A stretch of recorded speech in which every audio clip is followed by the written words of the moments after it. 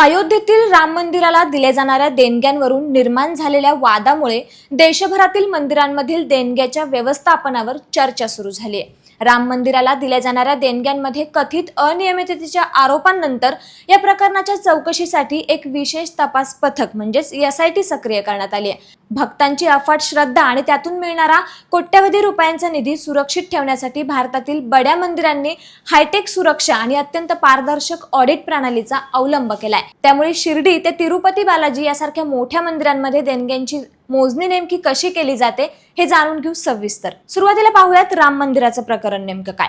तर उत्तर प्रदेशचे माजी मंत्री पवन पांडे यांनी 7 जून रोजी दावा केला की राम मंदिराच्या देणग्यांमधून अंदाजे 7.5 कोटी रुपये चोरीला गेलेत।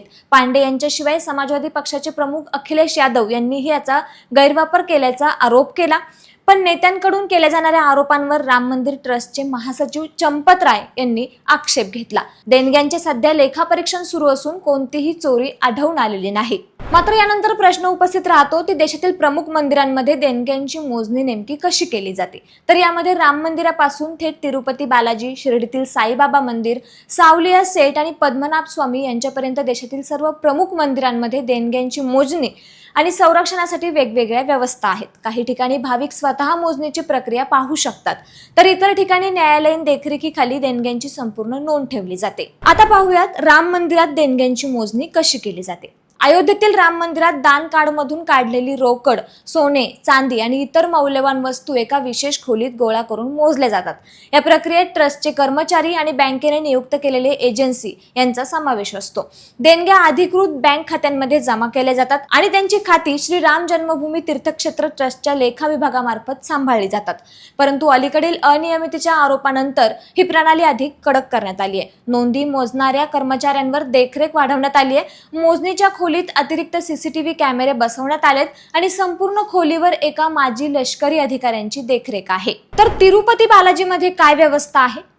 तिरुपती बालाजी मंदिर हे जगातील सर्वाधिक दान मिळणाऱ्या मंदिरांपैकी एक मानलं जातं। दररोज येथे रोख रक्कम, सोनं, चांदी आणि इतर मौल्यवान वस्तूंच्या स्वरूपात कोट्यवधी रुपयांची देणगी मिळते। मंदिर प्रशासन कडक सुरक्षित दानपेट्या पररकमी भवनात पोहोचवतात, तिथे त्यांची मोजणी केली जाते। संपूर्ण परिसर अत्याधुनिक CCTV कॅमेरे आणि AI आधारित निगराणी प्रणालीने सुसज्ज आहे।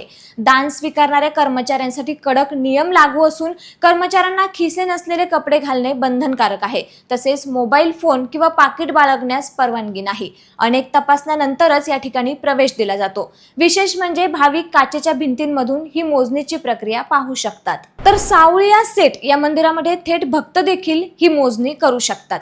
राजस्थानमधील प्रसिद्ध सावलिया सेट मंदिर देणग्यांची मोजणी एका खुल्या सभागृहात केली जाते। देणगी पेट्या ठराविक वेळी उघडल्या जातात आणि सामान्य भाविक देखील अनेक दिवस चालणाऱ्या या मोजणी प्रक्रियेत सहभागी होऊ शकतात। या मोजणीवर प्रशासकीय अधिकारी, मंदिर मंडळ आणि बँक अधिकारी यांची देखरेख असते। सोने, चांदी आणि इतर मौल्यवान वस्तूंची स्वतंत्र नोंद ठेवली जाते। मंदिर प्रशासन नियमितपणे देणग्यांची माहिती जनतेसाठी प्रसिद्ध करतं। तर शिर्डीतील साईबाबा मंदिरामध्ये देणगी मोजण्यासाठी थेट बुलेट प्रूफ व्यवस्था आहे। महाराष्ट्रातील शिर्डी येथील साईबाबा मंदिरात कडक सुरक्षा व्यवस्थेत देणग्यांची मोजणी केली जाते। देणगी पेट्या उघडल्या जातात तेव्हा वरिष्ठ अधिकारी आणि बँकेचे प्रतिनिधी उपस्थित असतात। नोटांची मोजणी बुलेट प्रूफ काचेने संरक्षित असलेल्या एका खोलीत केली जाते।